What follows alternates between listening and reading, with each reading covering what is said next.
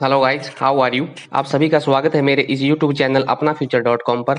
तो गाइज, आज की ईएमसी की एक्टिविटी 2 में हम 7 मिनट के चैलेंज के बारे में आज हम बात करेंगे। यह गतिविधि सामूहिक कार्य और रचनात्मक के बारे में है।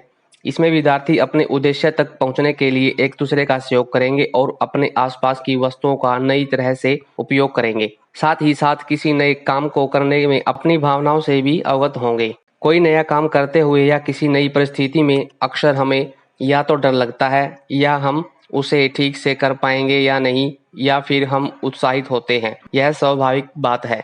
ईएमसी में अनेक ऐसे अनुभव हैं जहां विद्यार्थियों को अकेले या मिलकर कुछ नए काम करने होंगे। इनका निरंतर अभ्यास करने से विद्यार्थियों का आत्मविश्वास बढ़ेगा और भविष्य में ऐसी किसी भी परिस्थिति में खुद को चुनौतियों के लिए तैयार कर पाएंगे।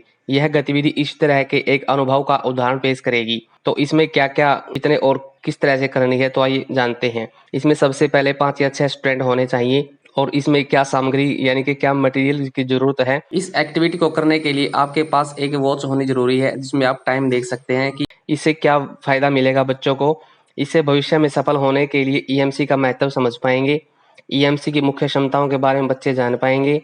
गतिविधियों और चिंतन में अपनी भागीदारी के महत्व को स्टूडेंट समझ पाएंगे। टीचर ने एज ए फैसिलिटेटर क्या करना है। विद्यार्थियों को अपने आसपास की किसी भी वस्तु को संसाधन के रूप में देखने के लिए प्रोत्साहित करना है। विद्यार्थियों को यह विश्वास दिलाना है कि वह सही या गलत की चिंता किए बिना इस गतिविधि में हिस्सा लें। विद्यार्थी अगर डेस्क का उपयोग करना चाहे तो उन्हें सावधानी बरतने के लिए कहें और साथ ही साथ उन्हें डेस्क के अलावा अपने आसपास दूसरी वस्तुओं का उपयोग करने के लिए भी मोटिवेट करें।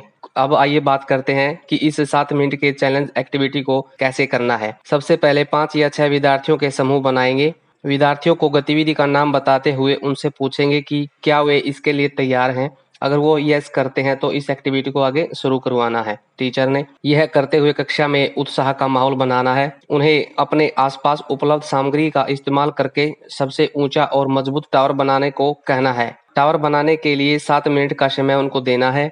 आखिरी 2 मिनट रह जाएं तब बच्चों को बताना कि 2 मिनट रह गए हैं। जब 1 मिनट रह जाए बच्चों को बताना कि 1 मिनट बाकी है, जल्दी से एक्टिविटी को कंप्लीट करें। उसके बाद प्रत्येक विद्यार्थी समूह को टावर की ऊंचाई, मजबूती और उसकी सुंदरता इत्यादि का वर्णन करने के लिए कहना है और यह वर्णन वह क्लास में सभी बच्चों के सामने करे। अब इस गतिविधि को कर लेने के बाद चिंतन और चर्चा करनी है। जैसे गतिविधि कर लेने के बाद विद्यार्थियों को अपने समूह में निम्न प्रश्नों के उत्तर देने हैं या उन प्रश्नों पर चर्चा करने के लिए कहना है। जैसे, आपके अनुसार यह गतिविधि किस क्षमता से जुड़ी हुई है। क्वेश्चन नंबर 2, इस गतिविधि के दौरान आपने किन किन भावनाओं का अनुभव किया है। अपनी भावनाओं को निम्न तरह के ग्राफ से दर्शाएं। उसके 2 उदाहरण बोर्ड पर बनाएं। क्वेश्चन नंबर 3, प्रत्यक्ष रूप से टावर बनाने के क्या फायदे हैं जो कि सिर्फ किताब से पढ़कर संभव नहीं है। इसका आंसर स्टूडेंट देंगे, डिस्कस करेंगे। उसके बाद क्वेश्चन पूछना है, इस अनुभव से सीखी या समझी किन बातों का उपयोग आप दोबारा कभी कर सकते हैं, उदाहरण के साथ बताएं। तो इस तरह से विद्यार्थी डिस्कस करेंगे, चिंतन चर्चा करेंगे और इन प्रश्नों के उत्तर आपस में शेयर करेंगे और अन्य बच्चे भी इनको सुनेंगे। तो इसमें 2 ग्राफ बनाने हैं। बच्चों के द्वारा किस तरह के ग्राफ बनाए गए हैं। जैसे पहला ग्राफ ये दिखाया गया है। इसमें पहले बच्चे इस ग्राफ में क्या शो करते हैं कि पहले वो एक्साइटेड थे, फिर वो कंफ्यूजन हुए कि भाई क्या करना है, किस तरह से करना है। लेकिन जब वो कंफ्यूजन के पार जाकर जब उन्होंने उस एक्टिविटी को कंप्लीट कर लिया तो वो खुश हुए, यानी कि हैप्पी, यानी कि अब वो इस एक्टिविटी को कर लेने के बाद उन्हें खुशी मिली है क्योंकि प्रत्यक्ष अनुभव हुआ है। दूसरे ग्राफ में क्या बताया गया है, पहले वो एनेक्सियस थे, यानी कि चिंतित थे कि कैसे क्या करना है।